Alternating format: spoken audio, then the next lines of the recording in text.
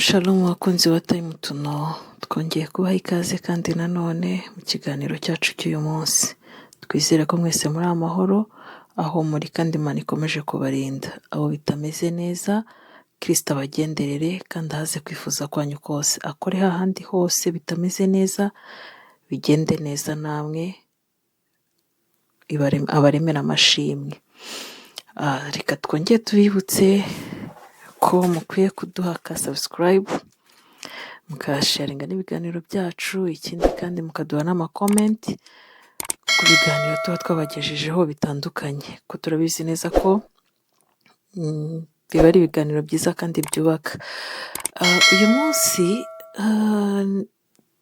nje kuganira cyane cyane n'abadamu n'abakobwa, kubera ko usanga akenshi abantu batwibazaho mu buryo butari bwiza, badutwara ukuntu kutari, yewe n'abakobwa cyangwa abadamu bagenzi bacu ugasanga rimwe na rimwe baratuvugaho uburyo butari bwiza, cyane cyane iyo babonye umukobwa wateye imbere, iyo babonye umudamu wateye imbere, iyo babonye nyine uhagaze neza mu bikorwa byawe, ufite ibyo uri kugeraho.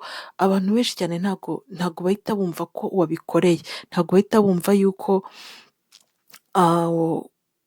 washyizemo imbaraga zawe, kandi mu by'ukuri rimwe na rimwe wowe wabishyizemo imbaraga zawe, ariko nanone hari igihe babivuga koko bagendeye n'uko bakubona, bagendeye n'uko hari imico yawe imwe n'imwe babona bakayikemangaho, bityo bakaba bavuga bati uriya se biriya afite ntabwo ari ibye, biriya afite ntabwo yabasha kubyikorera, afite umuterankunga. Ariko cyane cyane bavuze umuterankunga ntabwo bavuga umuntu waje akagutera inkunga mu bikorwa byawe, ahubwo baba bavuga yuko wabisambaniye, hari abagabo nyine wakuye amenyo, wakuye ibyinyo, ubambura amafaranga. Usanga nyine umukobwa wateye imbere, umudamu wateye imbere, baba bavuga ko bimeze gutyo. Niba uri n'umudamu wubatse ufite umugabo, bakumva ko nyine bishobora kuba nabyo byakozwe n'umugabo wawe atari we wabikoze. Ariko mu by'ukuri bakobwa beza, namwe badamu beza, ese koko nibyo twe ntacyo dushoboye, nta n'icyo twabasha kugeraho? Ese koko nibyo? Okay, hari ababigeraho koko muri ubwo buryo abantu babivuga. Impamvu banabivuga cyane ni uko baba babonye nyine hari ingero baba bafite, hari abo baba bazi, wenda akavuga ati ni urugero, aba nko mu gipangu, habamo umukobwa yinjiza abagabo, hanyuma akabona abaho mu buzima bwiza cyane rwose, cyangwa se habamo umudamu nawe bakabona nyine wenda nta n'icyo akora, yewe wanamuganiza ukumva nta n'icyo afite mu mutwe, ukumva nta gitekerezo afite, mbese ukumva nta kintu na kimwe gituma ageraho aho umubona ko ari. Iyo rero uwo muntu nyine, iyo hari ingero ufite z'abo bantu, hari aho bari, ariko mu by'ukuri waganira nawe cyangwa wareba mu bifatika by'ibyo bakora cyangwa by'uburyo bitwara, ukabona nta gifatika bafite cyaba cyabagejeje aho ngaho, nyine nutangira kubabona nk'aho nyine babibonye mu bundi buryo kandi butari bwiza. Rero uyu munsi tuje kuganira nje kwibwira abadamu n'abakobwa ko dukwiye kongera agaciro ku buzima bwacu. Kongera agaciro ku buzima bwacu turabifata nk'iki?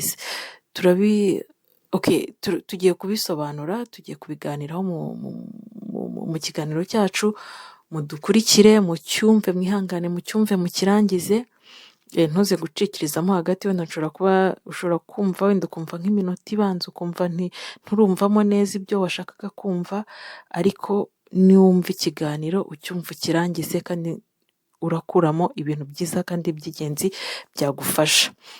Hari ukuntu rero usanga akenshi ubuzima bwacu bugira icyo butwereka, ugasanga nubwo hari icyo buri kwerekana, ariko nyine ako kanya ntacyo uhise umenya. Ariko buri munsi ubuzima bukwereka ko udashobora kuba umuntu mushya n'igihe utarashaka umwanya wo kwiyubakira agaciro kawe. Ibi sinzi niba muri kubyumva neza.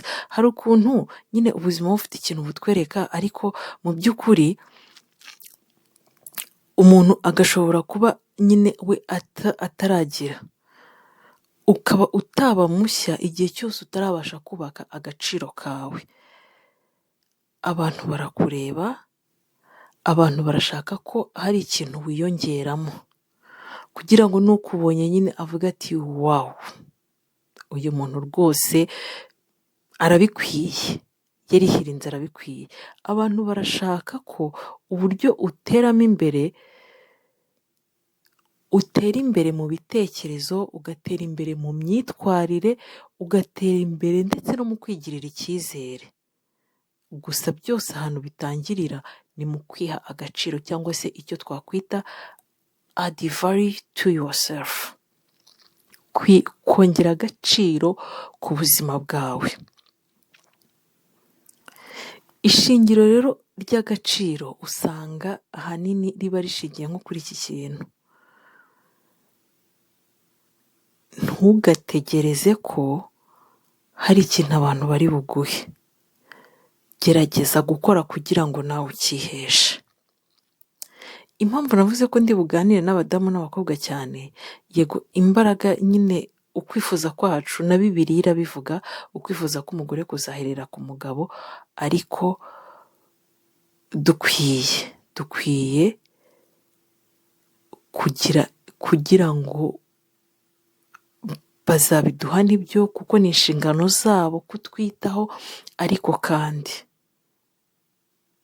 hari ibyo natwe dukwiye gukora kugira ngo tugire agaciro. Akenshi buriya ni uko wenda abantu benshi ntitubimenya, cyangwa se turabyirengagiza, ariko burya agaciro ntabwo ari impano. Agaciro ntabwo ari impano abantu bavukanye. Ntabwo kuba uriya muntu afite agaciro, kuba uriya mukobwa afite agaciro, kuba uriya mudamu afite agaciro, kuba ufite agaciro, ntabwo ari impano wavukanye. Ahubwo agaciro ugira ni umwanzuro ufata ku buzima bwawe, umwanzuro wa buri munsi. Ubundi usanga abashakashatsi akenshi bavuga ko umuntu navuga ngo umuntu wigira cyangwa se ufite agaciro gahagije aba afite amahirwe arenze ay'abandi. Umuntu wiha agaciro ku buryo buhagije aba afite amahirwe arenze ay'abandi mu gutera imbere ndetse no guhangana n'imbogamizi nyinshi z'ubuzima. Kuko iyo utihaye agaciro nyine nta buryo, kandi kwiha agaciro ntabwo ari ariko turaza kubisobanura hasi. Kwiha agaciro nyine hari ukuntu bavuga ngo wenda ni ukutiyandarika, ni ukwambara wikwije, n'ubumenyi uziha, n'ingamba uzafata mu buzima bwawe, n'ibyo uzagambira gukora byose, ako ni agaciro buri guha ubuzima bwawe. Rero ako gaciro gatuma uhangana n'imbogamizi z'ubuzima, kuko niba ari ingamba wafatiye ubuzima bwawe uvuga ati ngomba kubigenza gutya, ngomba kubigenza gutya, ngomba kubigenza gutya, ngomba gukora ibi, ngomba gukora ibi, ngomba gukora ibi, ibyo bizatuma ubuzima bwawe ubasha guhangana, imbogamizi zose zazamo ubasha guhangana nazo nubwo zaba ziremereye. Hari umudogiteri n'umushakashatsi yitwa Carl Rogers, niwe uvuga ngo iyo umuntu yiyemera n'isi nayo iramwemera. Kwiyemera nyine ntabwo ari ukwiremereza, no, kwiyemera ni ukwiyubaha. Iyo wowe wumva ko hari icyo ushoboye, n'isi nayo imenya ko hari icyo ushoboye. Kuko iyo wumva ko ushoboye ntabwo wicara, icyo ushoboye nyine urakigerageza. Iyo ukigerageje rero kigakunda, n'abagukikije barabibona kandi bakabikubahira. Ese ubundi wowe reka tubazanye, ese ubundi wibona ute? Ese ubundi wizera ku ruhe rwego? Abantu benshi rero ahangaha ho usanga ariho tugwa. Abantu benshi usanga tutiyizeye, ukumva ntacyo washobora, ntacyo wageraho.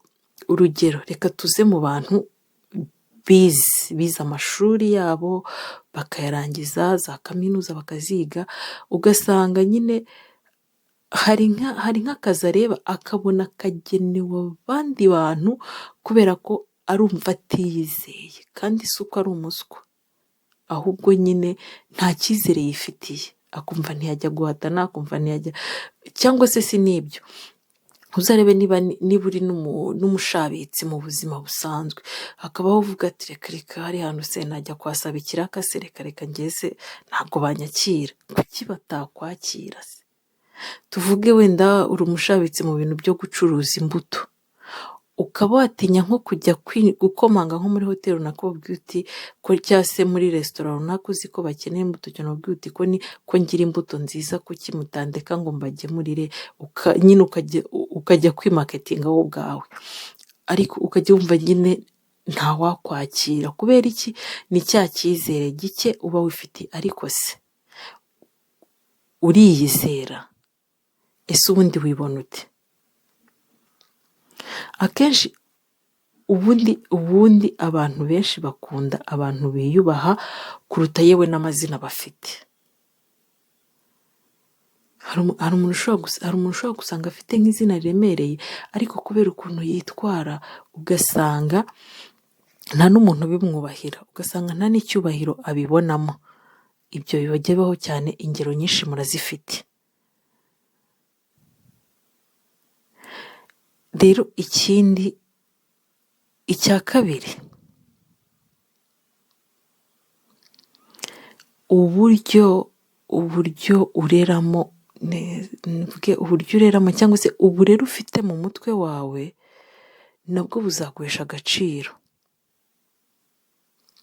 Akenshi uzasanga kwiyubaka, hari igihe umuntu yumva kwiyubaka ari igihe azaba afite amafaranga, ariko burya kwiyubaka ntabwo bitangirira mu mafaranga, nta nubwo bitangira ku kazi keza wabonye, ntibinatangira ku nshuti cyangwa se ku muryango ufite, ahubwo akenshi usanga bitangirira ku buryo uri gutekerezamo. Ndetse n'abantu tuzi bafite utuzi twiza cyangwa se bafite imiryango myiza cyangwa se bafite n'amafaranga, ariko mu by'ukuri hari uburyo umushakishamo ukabona nturi kumushyikira. Ubundi abahanga mu mitekerereze cyangwa se abahanga muri psychology bavuga ko imitekerereze ya muntu ivuguruye ituma ubwonko bumenya gufata amahirwe ataboneka ku bandi. Murabizi ko nyine hari amahirwe menshi ataboneka ku bantu bose, ngo aya mahirwe ntabwo ari aya bose. Rero imitekerereze ya muntu ivuguruye igituma umuntu abasha kubona amahirwe, abasha gufata amahirwe atabonwa na buri umwe wese.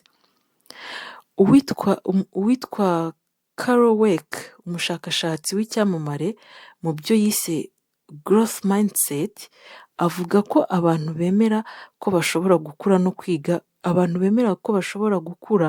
no kwiga uko ingorane zigenda zose ziyongera n'uko ziri, ari bo batsinda kurusha abandi. Ubundi se wowe ni iyihe ntera wumva udashobora kurenga kubera ko witekerezaho? Hari uburyo umuntu yitekerezaho akumva hari ahantu atarenga, wowe nihe hantu uba wumva utarenga bitewe n'uburyo uba witekerezaho? Ariko kandi se ni ikihe kintu ujya wumva kigutera ubwoba ukumva wagakwiye kugitangira, ariko ukumva nyine ufite ubwoba bwo kugitangira uyu munsi?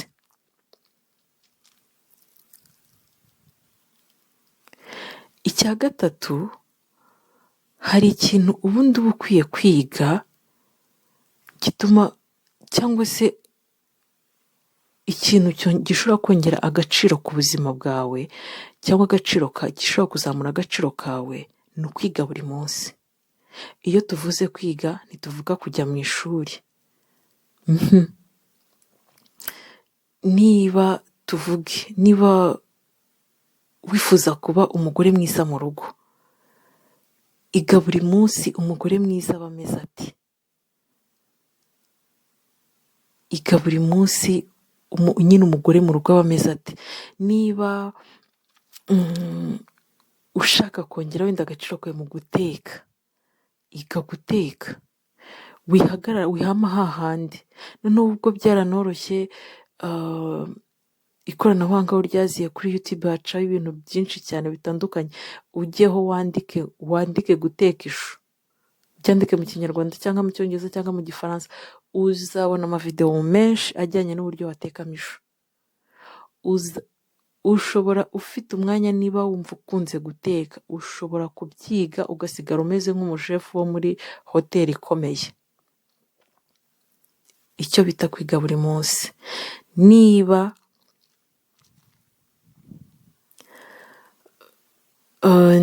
se uri umworozi, kuri ubu ngubu abantu benshi basigaye nyine bafite ama smartphone. Niba uri umworozi ukaba ubasha kujya kuri YouTube ukareba amafilmu, ukareba inkuru z'abantu batambutse, kubera iki utakwiha iminota 30 ya buri munsi ukavuga ati niba najyaga ndeba amafilme y'abantu wenda nk'atatu, reka ngabanye muri aya 3 harimo imwe ntakunda cyane, reka ngabanye, cyangwa se niba najyaga ndeba ikiganiro runaka, kuki aho ntakongeramo muri bya bindi ndeba?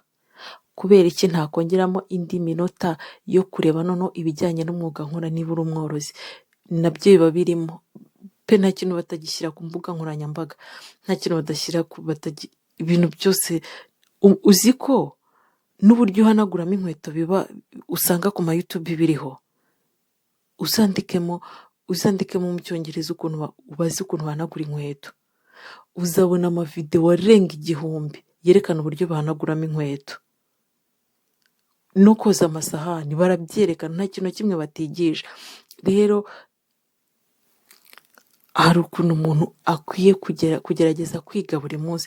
Uzi ko banigisha uburyo ki wategura ibintu byawe byo mu rugo, gukora isuku mu rugo. Ati nta mwanya mfite, ngira umwanya mutoya, ariko se ni gute nakora isuku iwanjye mu gihe cy'isaha? Nabyo barabyigisha, bakagenda baguha udutips tumwe na tumwe, kandi koko wadukora ukabona birakunze. Natwe ibi biganiro tuba turimo ni tips tuba turi gutanga. Ushobora kubyumva ukavuga ati aka kantu siko kari karanshitse, reka nkagerageze ndebe, ukakagerageza bigakunda. Rero kongera agaciro ku buzima bwawe ni ukwiga, kwiyungura ubumenyi umunsi kundi, buri munsi. Abantu benshi rero bibeshya ko gutsinda ari amahirwe. Abantu benshi bibeshya ko ibyo bageraho ari amahirwe. Nibyo, amahirwe abamo, hakabamo no guherekezwa n'umugisha w'Imana, ariko akenshi usanga ari nabyo abashakashatsi bakoraho. Gutsinda harimo ikigereranyo cy'ibintu byinshi. Kuba wagira ikintu ugeraho, kuba watsinda ukagera ku ntsinzi y'ibintu wifuza, harimo ibigereranyo byinshi. Icya mbere, harimo ikigereranyo cy'ibyo wize cyangwa se ubumenyi ufite. Icya kabiri, harimo ikigereranyo cy'uburyo wabyitojemo kubikoramo. Icya gatatu, noneho harimo n'ikigereranyo cy'uburyo uri kubaka ibyo bintu mu buryo bwa buri munsi. Kuko nyine uko udafite uburyo ubyigamo buri munsi, cyangwa se ubyitozamo, cyangwa se ubyubaka mu buryo bwa buri munsi, nyine hari igihe hazamo gutsindwa. Nyamara atari uko wagombaga gutsindwa, ahubwo nyine ari uburyo wabyitwayemo. Noneho ugasigara ubeshyera amahirwe. Ariko ntabwo ibihe bya buri munsi ibyo byose ibihe bya buri munsi ntabwo gutsinda k'umuntu akenshi biba ari amahirwe, ahubwo biherekezwa n'uburyo yubatsemo ibintu. Ubundi hasigaye hakiyongeraho umugisha w'Imana, kuko ibintu byose tuba tugomba gukora, tuba tugomba gusaba Imana. Kwiga rero, kuko turi kuvuga ngo agaciro kawe harimo no kwiga buri munsi. Kwiga ni kimwe mu bintu by'ingenzi abashakashatsi benshi bemeza ko byongera agaciro kawe ku mboni z'abantu bose muri kumwe. Uzi impamvu yabyo se? Ni uko ubumenyi bukongerera agaciro ku isoko, mu kazi urimo, no mu buzima bwa buri munsi bw'amahirwe. Nyine niba hari amahirwe ahari, ariko na bwa bumenyi ufite buza bwiyongera kuri ya mahirwe, noneho bikaba amahwi. Rero gerageza, hariho abantu badakunda nyine gusoma ibitabo, ariko niba ukunda gusoma ibitabo, gerageza wihe umwanya wo gusoma igitabo. Hari umuntu uzakubwira ngo njyewe ubuzima bwanjye, hari nk'umuntu muzagana akubwira ati ni ukuri nasomye iki gitabo kimpindurira ubuzima, nasomye iki gitabo gituma mpindura uko natekerezaga. Abantu benshi bazabikubwira. Rero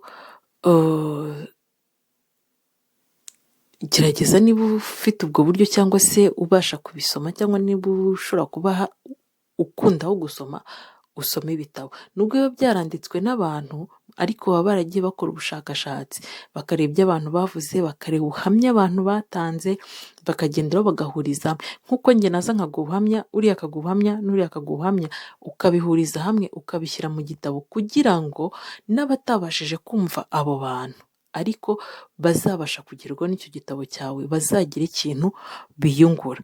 Rero mu gitabo ushobora gukuramo ubumenyi. Kandi abantu benshi bajya bavuga ngo ibitabo nyine ngo aba ari teori, ngo ntaho bihuriye n'ubuzima busanzwe. Ni ukuri, igitabo uragisoma ukagira akantu kangukaho, ukavuga ngo kubera iki? Gerageza ugire akantu gashya wiga, byibuze mu mezi 3 cyangwa se mu mezi 6, uvuge ngo hari ikintu niyunguye, hari aka kantu namenye. Nibyo nahoze mvuga haruguru, urebe amavideo akwigisha aho kuruta kureba nyine ibintu bitari bugire icyo bikungura mu buzima. Nibyo abantu tuba turi gukora content zitandukanye, tuba twifuza gutera imbere, tuba twifuza ko mutureba kugira ngo natwe twunguke. Nibyo turi kubabwira nabyo, ariko hari n'igihe usanga nyine hari ibintu ukeneye cyane. Shyira ku munzani rero, urebe nkeneye iki. Nari nkeneye kumva uyu nguyu ngo anganirize, anduhure mu mutwe, anyigishe, ansobanurire, agire gute. Niba dufata urugero, niba uri umubyeyi wenda ugorwa no kurera, ababyeyi benshi rwose ibyo byo tubiziranyeho, kurera biravuna, biragora, ariko hari imbuga nyinshi zigisha uko barera abana. Umuntu ashobora kuza kubivuga ari experience yaciyemo, ari ibyo anyuramo, afite abana nyine byaramubayeho, ariko akagira uburyo ki abasha kubihinduramo. Rero nubwo ashobora kukubwira ibye bwite, cyangwa se nawe akaba yararebye iby'abandi akavuga ati ese ibintu mbonye, akareba iby'abandi bikamufasha, yabikora, yabishyira mu bikorwa bikamufasha, agahita avuga ati kuki ntabisangiza abandi?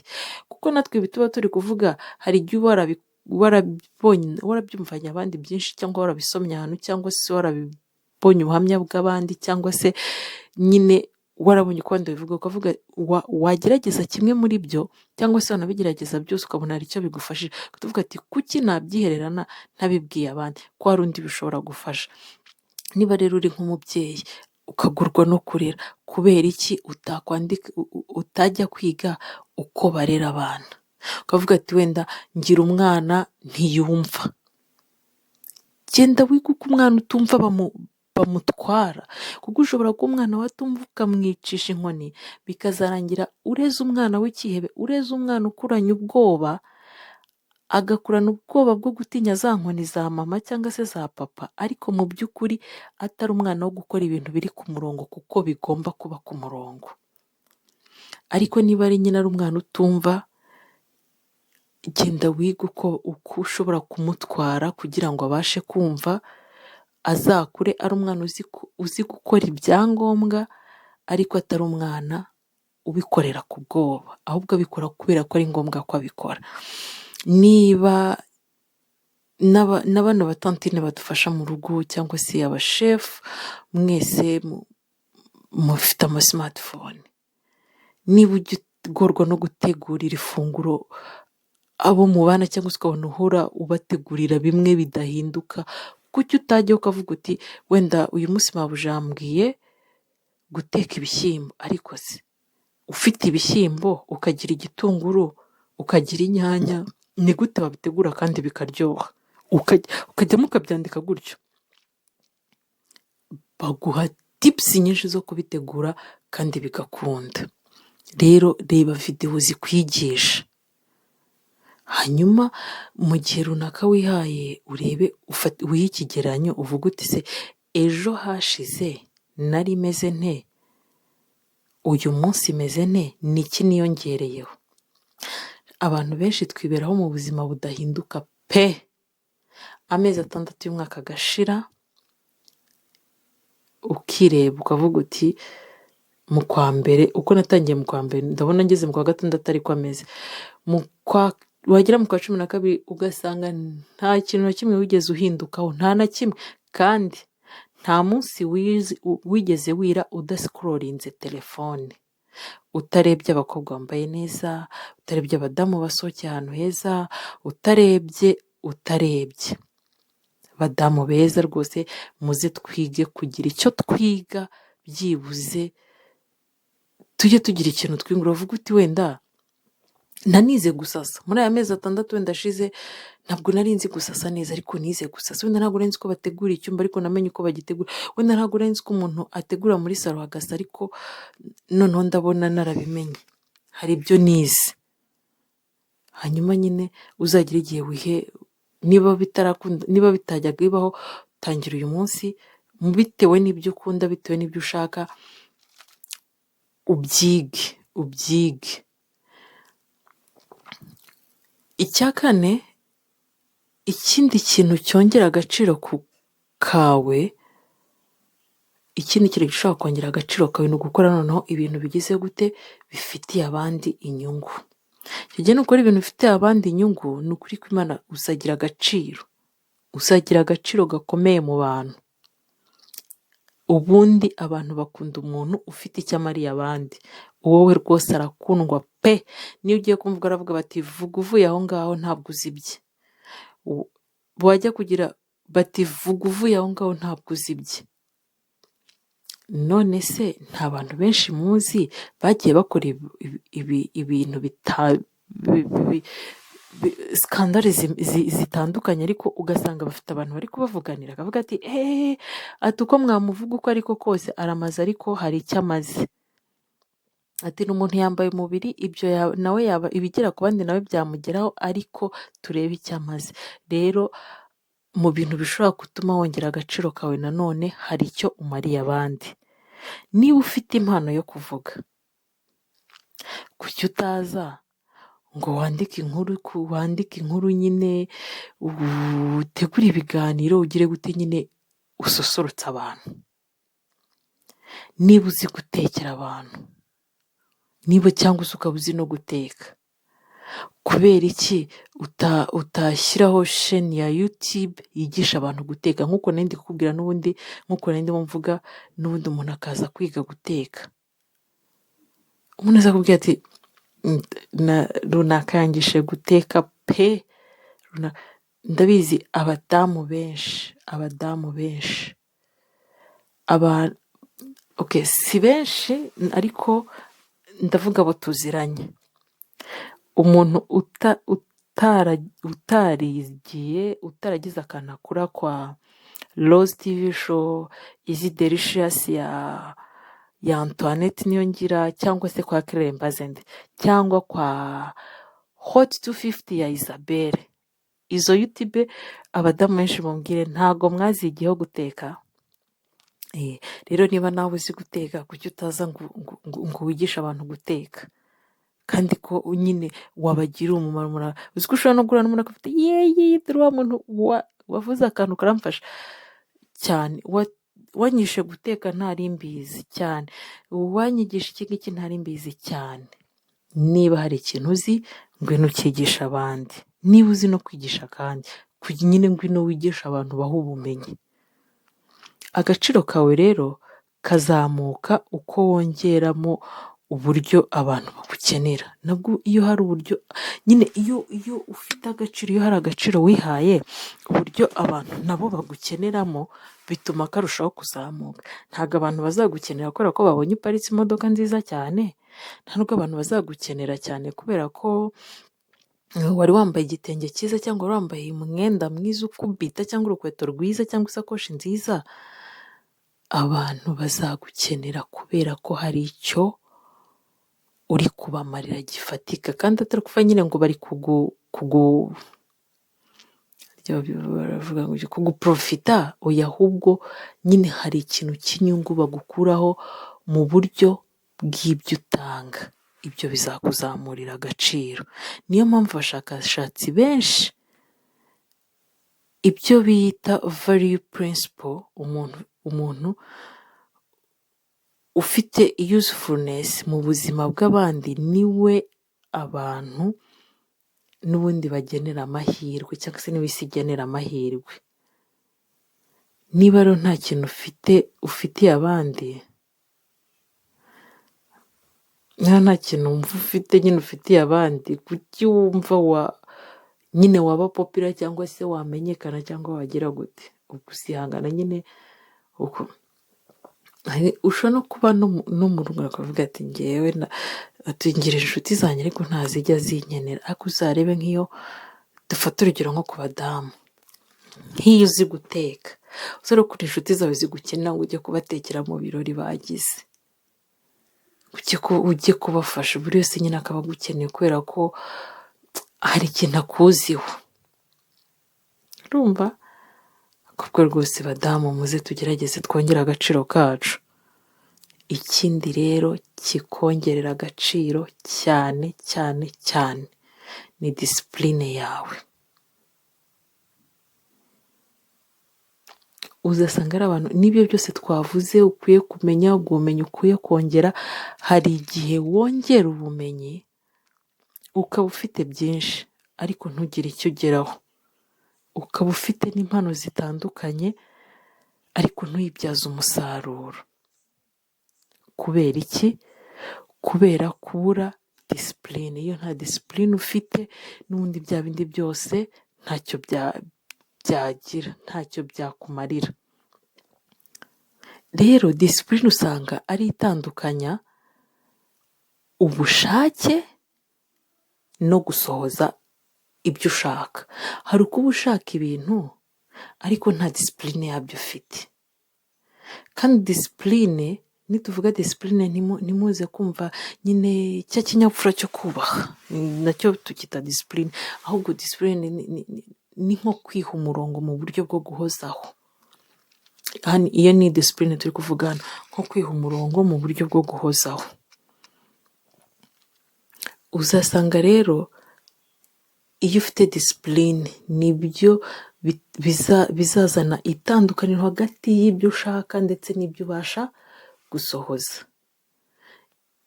Disipurine izana itandukaniro hagati y'abavuga n'abakora. Hari umuntu uba uzi ukavuga uti icyo uzi ni ukuvuga gusa, ariko iyo washyizeho disipurine runaka, na bya bindi uvuga ubasha nabyo kugira gute? Kubigeraho.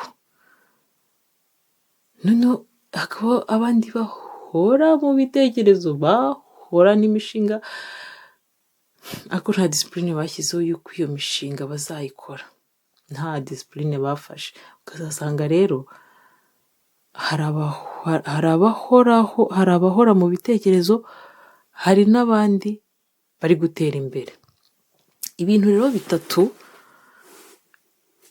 byerekana disipurine, cyangwa se ibintu bitatu disipurine ishobora guhindura mu buzima bw'ubuntu. Icya mbere, harimo igihe ubyukira. Icya kabiri, harimo kuba muri bya bindi byose utekereza hari ikintu cy'ingenzi uba uharanira buri munsi ko ugomba kugira gute? Gukora. Icya gatatu, hari ukuba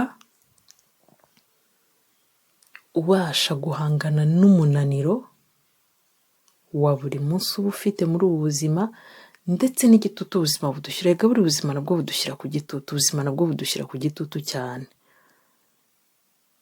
rero niba ushaka kongera agaciro ku buzima bwawe, hera kuri disipurine. Ubuzima buhe disipurine?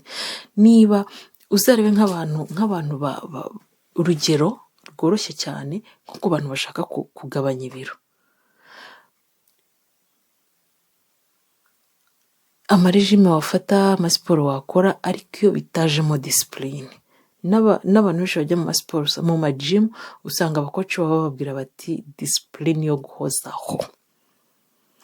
Niba uri kuri rejime bakakubwira bati ugire disipurine, icyo gihe birafasha cyane. Nicyo kintu ukwiye guheraho niba ushaka kongera agaciro ku buzima bwawe. Ikindi rero kindi cyongera agaciro kawe ni ukwizera ko ushoboye. Hari ikintu kimwe gikomeye abashakashatsi benshi bemeza: umuntu wizera ko ashoboye ashobora byinshi kurusha uzi cyane ariko adafite icyizere. Bishatse kuvuga iki? Hari ukuntu mu bantu babiri mushobora kuba munganya ubushobozi, ariko uburyo mwifitiye icyizere cyangwa se uburyo mufite icyizere uburyo wiyumva ko ubwo ibintu bishobora kubikora, rikaba ari ryo tandukaniro. Rero icyizere wigirira kizamura agaciro kawe. Uko wisobanukirwa, uko wiyizera, uko wiyoroshya, ukabasha no guhagarara ku kuri kwawe, bizatuma abantu benshi bakubaha kandi bikuzaniye n'amahirwe. Ndakwibutsa rero ko udakwiye kwemera ko ibyo wanyuzemo biguhindurira agaciro kawe cyangwa se bigakuraho. Hari igihe amateka y'ubuzima bwacu tureka akatwambura agaciro twagakwiye kuba dufite cyangwa twagakwiye kwiha. Ndakwibutsa ko udakwiye kwemera ko amagambo y'abaguca intege ariyo agira umwanya mu buzima bwawe akaba ariyo akubaka. Oya, iyubakire icyizere cyawe, wiyubake, iha agaciro, n'abantu bazakaguha. Niba rero hari ibintu muri ibi twavuze byasaga nk'ibikugora, ndakwibutsa ko uyu munsi ukwiye gufata icyemezo gito ariko kandi gifite imbaraga muri wowe, gifite imbaraga nyinshi, kibasha kongera agaciro kawe. Fata icyemezo uyu munsi uvuga uti nkwiye kwiyongerera agaciro. Mu byo nkora nkwiye kongeramo agaciro, mu byo nzi nkwiye kongeramo agaciro. Wiyongerere agaciro. Ongera ubumenyi, ongera disipurine, ongera ibyiza ukorera abandi, wongere icyizere wigirira, kandi wongere ubuzima bufite imbaraga n'intego. Kuko abantu ntabwo bazaguha ikintu utihaye. Ntabwo abantu bazaguha icyubahiro wowe utabashije kwiyubaha. Nta nubwo abantu bazaguha amahirwe utiteguye. Usiko ariko amahirwe hari igihe aza ariko agasanga umuntu ntiyiteguye akamucaho. Ahandi usanga abantu bavuga ngo amahirwe yanciye mu myanya y'intoki.